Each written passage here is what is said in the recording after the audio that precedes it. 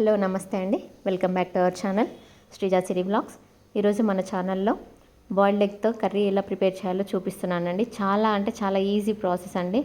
చిన్నపిల్లలు అయితే boiled egg అంటే చాలా మారం చేస్తారు కదా, అట్లాంటి వాళ్ళ కోసం బాయిల్డ్ ఎగ్ అంటే నచ్చని వాళ్ళ కోసం ఈ కర్రీ చాలా యూజ్ అవుతుందండి. ఒకసారి మీరు ఇది ట్రై చేసి చూడండి, చాలా బాగుంటుంది అండ్ ఈజీ రెసిపీ. ముందుగా ఒక ప్యాన్ తీసుకొని ప్యాన్ హీట్ అయ్యాక అందులో పోపు దినుసులు వేసుకొని ఒక 4 నుండి 5 సన్నగా తరిగి పెట్టుకున్న పచ్చిమిర్చి వేసుకోవాలి.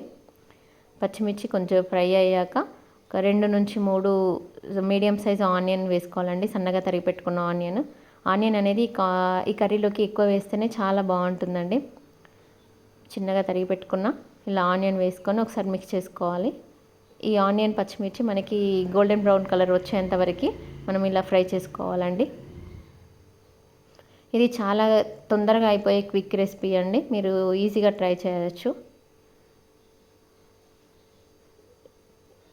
ఇలా బ్రౌన్ కలర్ వచ్చేంత వరకు ఫ్రై చేసుకుంటూ ఉండాలి. ఒక రెమ్మ కరివేపాకు కూడా ఇందులోనే వేసుకోవాలండి. ఇదంతా కొద్దిగా ఫ్రై అయ్యే వరకు వెయిట్ చేసి ఒక 1/2 టీ స్పూన్ అల్లం పేస్ట్ వేసుకోవాలండి. అల్లం పేస్ట్ అనేది ఎగ్ రెసిపీస్లోకి ఎక్కువ వేయకపోతేనే బాగుంటుందండి, కొద్దిగా వేస్తున్నాను అంతే. ఒక 1/2 టీ స్పూన్ అల్లం పేస్ట్ వేసుకొని అల్లం పేస్ట్ పచ్చివాసన పోయేంత వరకు ఆయిల్లో ఫ్రై చేసుకోవాలి.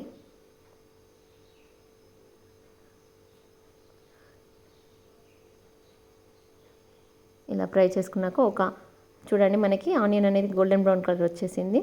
ఇప్పుడు ఒక 1/2 టీ స్పూన్ పసుపు వేసుకొని మరొకసారి బాగా మిక్స్ చేసుకోవాలి.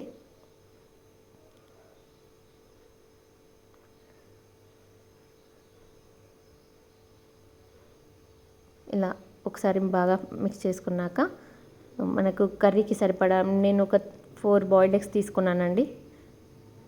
వాటికి సరిపడా సాల్ట్ వేసుకోవాలి. మీరు చూసుకొని వేసుకోండి, సాల్ట్ ఎలా తింటే అలా. ఇలా సాల్ట్ వేసుకొని మిక్స్ చేసుకున్నాక ఒక 2 టేబుల్ స్పూన్స్ కారం వేసుకోవాలండి. చిన్నపిల్లలు కొంచెం తక్కువ తింటే తక్కువ వేసుకోవచ్చు, లేదు పెద్దవాళ్ళు అయితే ఇంకొద్దిగా వేసుకున్నా బాగుంటుందండి.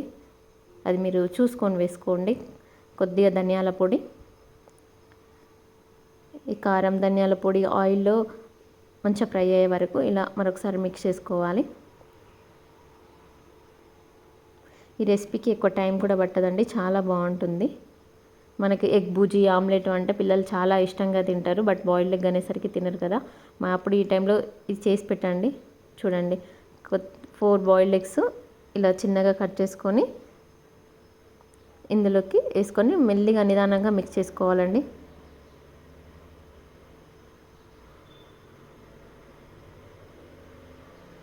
చూడండి ఎంత ఈజీగా అయిపోయింది కర్రీ. ఇలా కొద్దిగా ఒక 2 to 3 మినిట్స్ ఇలా మిక్స్ చేసుకోవాలండి. మీరు ఇది ఫైనల్లీ మనం కొత్తిమీరతో గార్నిష్ చేసుకుంటే సరిపోతుందండి. మీరు ఒకసారి ట్రై చేసి చూసి చిన్నపిల్లలకి ఒకసారి పెట్టండి, చాలా బాగుంటుంది. Thank you for watching.